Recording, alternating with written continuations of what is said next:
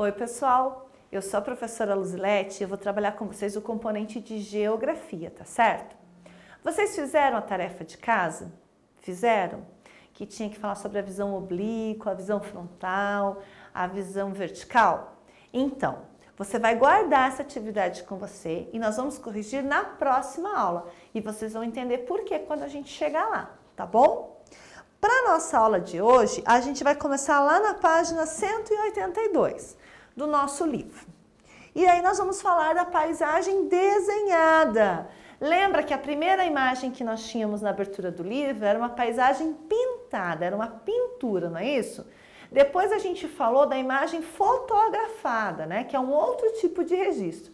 E hoje nós vamos falar do desenho, porque o desenho tá na história da humanidade desde o princípio. Muito antes do homem aprender a escrever, né, a criar símbolos que expressassem a sua oralidade, ele desenhava.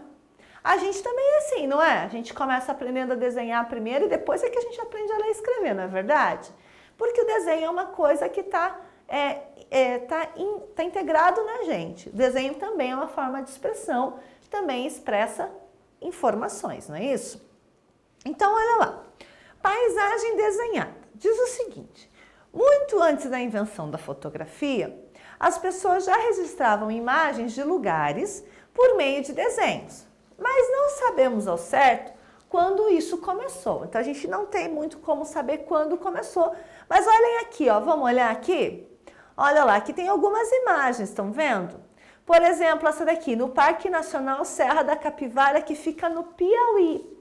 É possível observar pinturas rupestres como essa da foto. Essas pinturas rupestres, a gente chama assim, que eram mesmo dos homens da caverna, dos primitivos, né? E como é que eles faziam esses desenhos?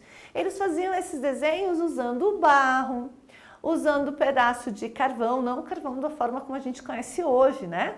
E soprando, eles faziam uma espécie de canudinho também com ossos de animais e sopravam em torno por exemplo, queriam desenhar uma mão, sopravam em volta da mão, lá ficava o desenho da mão. Ou então eles faziam dessa forma também, tá certo? São desenhos que existem há milhares de anos e que é fator histórico, é fonte histórica. Por que é fonte histórica? Porque conta, ó, é objeto de estudo, conta como vivia aquela comunidade, conta o que eles faziam, tá certo? Então, muito do que se sabe hoje sobre a pré-história, né, sobre os primeiros habitantes de determinadas regiões, é a partir do que se encontrou registrado nas cavernas, né, ou em paredes, ou em pedras, tá bom? Olha ali, aqui também tem outra, ó, que já é diferente dessa, estão vendo? É rupestre também, mas é diferente. Essa daqui tá lá no Piauí, certo? Essa daqui é uma pintura rupestre feita em uma caverna na África do Sul, na qual podem ser observados elefantes e seres humanos. Olha lá, ó. Estão vendo? E aqui, pintura rupestre ao lado, feita há mais de 16 mil anos. Gente, 16 mil anos é muito tempo, né? Na parede de uma caverna localizada na França, podemos observar a figura de animais. Estão vendo só? Por que tem tantas figuras de animais? Porque naquela época, alguns estudiosos dizem que eles saíam para caçar, né? Como os animais eram muito grandes, o que acontecia? Eles registravam a figura do animal que eles iriam caçar no intuito de prender o animal ali, para ficar mais fácil a caçada. Isso é o que dizem alguns dos pesquisadores, né? Outros pesquisadores dizem também que registros aqui contam a história mesmo, né? Então, eles registravam na caverna como tinha sido a caçada, tá certo?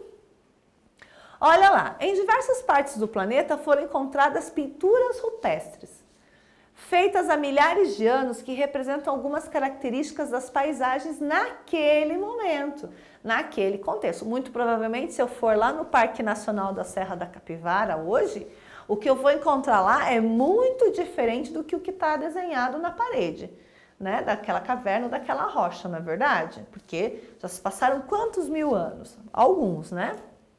Então, o que são pinturas rupestres?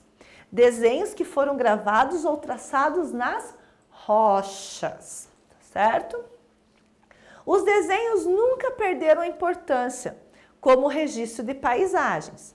Ao longo do tempo, eles evoluíram muito. A ilustração do início do capítulo é um exemplo disso. Por ser bastante realista, ela nos dá uma boa ideia de como era a vida naquele período. Então, o desenho, ele nunca perdeu a importância dele. Ainda hoje o desenho é importante, né? Lá na questão pré-histórica, ele foi muito importante porque ele representou, ele foi o registro daquela comunidade. Vamos lembrar que naquela época as pessoas não escreviam, não é verdade? Então, o que se tem é o registro através do desenho. Aquela pintura que a gente viu no começo do livro já foi muitos anos depois da pintura rupestre, mas não deixa de ser um desenho, só que feito com tinta em uma outra técnica, numa tela, não era numa rocha, não era numa parede, não é verdade? E hoje o que a gente tem também já é muito diferente, mas o desenho ele ainda é uma forma de registro importante. Aí agora nós vamos fazer uma atividade relacionada a esse quadro. Nós vamos fazer juntos e eu quero que vocês prestem bastante atenção nessa atividade que nós vamos realizar. Por quê? Porque a atividade de casa vai ser semelhante a essa. Então precisa ficar bem atento. Lembra, não consigo te acompanhar? Paro a aula, registro e volto, tá certo? Olha lá então. Observe a pintura a seguir que decora um muro de uma famosa cidade brasileira. Então, isso daqui é um muro, né? E nesse muro tem esse desenho aqui, de uma famosa cidade brasileira, né? Identifique e registre os elementos que aparecem na pintura, classificando-os corretamente na tabela abaixo. Primeiro vamos explicar o que são esses dois elementos aqui, né? Elemento natural é aquilo que está na natureza e que não foi construído pelo homem, tá certo? Então, por exemplo, uma árvore. Será que a árvore é um elemento natural ou cultural? Depende. Se for uma planta que está lá dentro da minha casa para decorar um ambiente, né? Por vezes ela pode até ser um elemento cultural porque eu botei ela lá para uma finalidade. Mas quando eu estou falando de paisagem externa, elemento natural é aquilo que o homem não interferiu, que o homem não interfere, que não foi o homem quem criou, tá certo?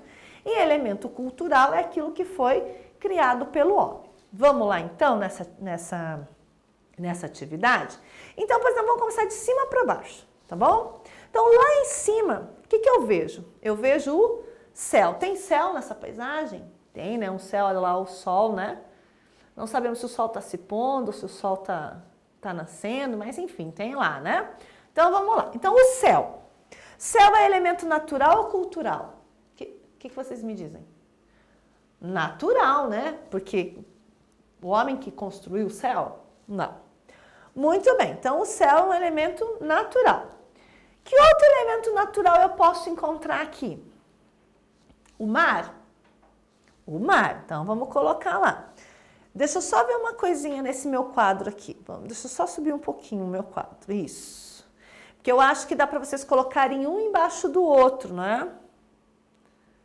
Vamos lá. Céu. No próximo quadro, então. No próximo quadro. Vamos subir. Vamos subir essa tabela. Isso aí.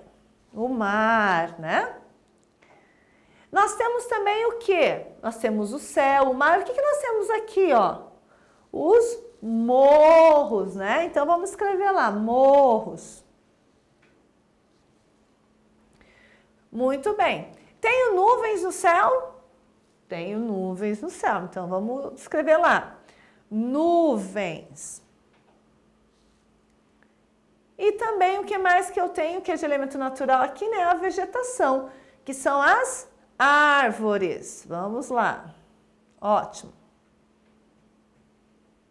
E eu ainda podia acrescentar mais um aqui, que são as rochas, né? Porque vocês estão vendo as pedras aqui, ó, né? Poderia colocar também. Agora vamos para os elementos culturais. O que eu encontro de elemento cultural aqui nessa foto? O que vocês acham? Vamos começar pela figura mais famosa disso daqui, né? Lá, ó, o Cristo Redentor, que é uma escultura, né? Um monumento. Então, vamos escrever lá, Cristo Redentor, que é o nome do monumento. O que eu tenho também? Tenho as casas, né? Casas é elemento cultural. Tenho também o bondinho, estão vendo? O bondinho.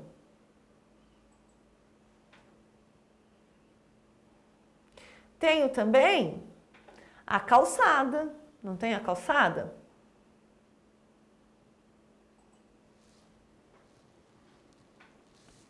E tenho, se eu tenho uma calçada, eu também tenho a rua.